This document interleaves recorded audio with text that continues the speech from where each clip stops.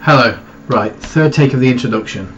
This is probably going to be quite a long video, however I've been asked and I'd like to show you guys how I went about making carving a pipe from a Briar block with very few tools or vices or anything like that. So first things first, you need a block of Briar, and I've got a couple that I can show you, pre-drilled Briar, just because I have these two left to do, and this is the one that I'm going to be showing in the video. Here it is. As you can see, it's a lot of the hard work's been done. Hopefully this one will produce some nice grain. It looks quite nice, and it's got the ball drilled. And you know, it's got the shank to stem connection. It's pretty good there, but I'll probably end up altering that because that's just how it works. And then you've got the air hole drilled. Actually, this one's a little bit crooked. You can probably see that the hole's not drilled centrally of the shank, but I suppose that doesn't really matter. The air hole's actually really good, just it's exactly in the centre, so as long as that's there, it should smoke fine. If you're going to get one of these, just be careful when you're buying it, because quite a few of the ones I'd looked at didn't have lined up air holes, so you know, just be careful. And this is from my local tobacconists. Comes in a nice little box, and there's the link there, mysmokingshop.co.uk. There we go. And these are $19.99 plus shipping, unless you're going to go and pick it up. Okay, so there's that kind, and then this bad boy is another kind. I suppose it's not really another kind, it's the same sort of thing. It's just a bigger one, as you can see. It's I'll compare the two size wise. There's quite a bit of difference there. There's quite a lot more wood, and actually the bowls are pretty similar size. The smaller block actually has a slightly bigger hole, and then this one doesn't have the pre-cut shank, so that's something to bear in mind. Depends how much work you want to do.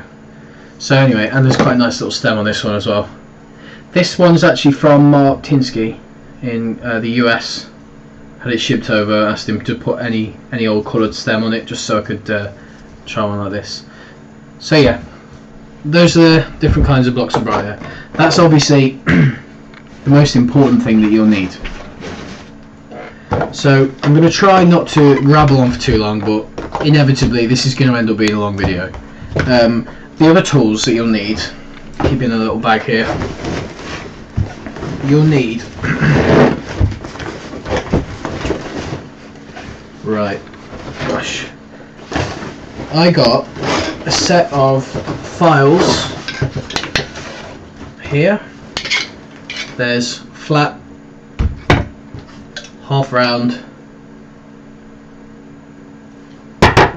round, and then these two which I haven't used, the triangular, big and small. This was £8 or £9 off eBay, and then a set of rasps for £3. Got flat, half round, and round again, just to make sure you can get into all the right areas. Okay, you'll also need, if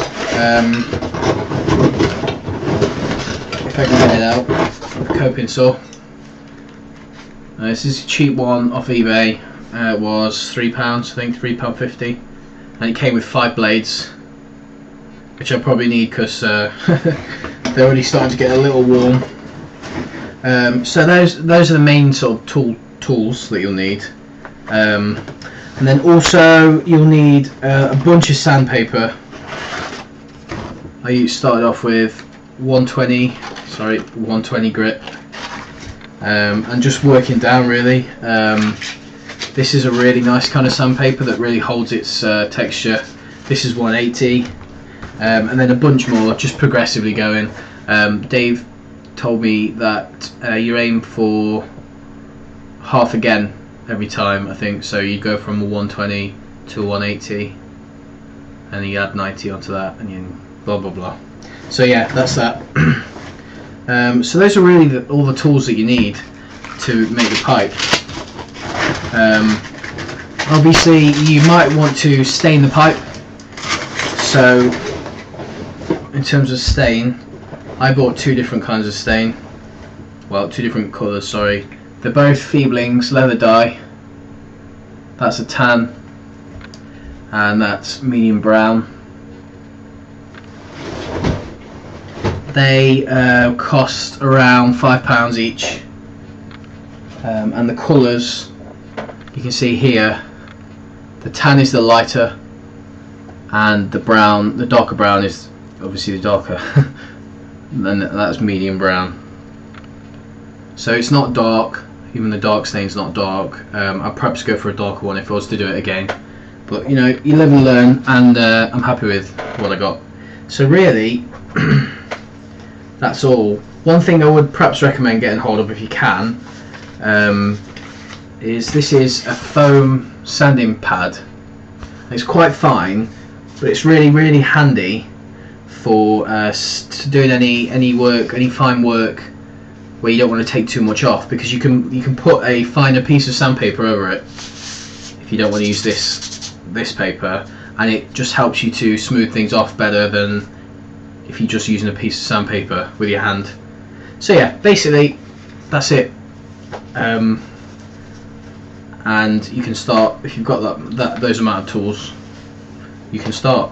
So I'll carry on with the making the pipe.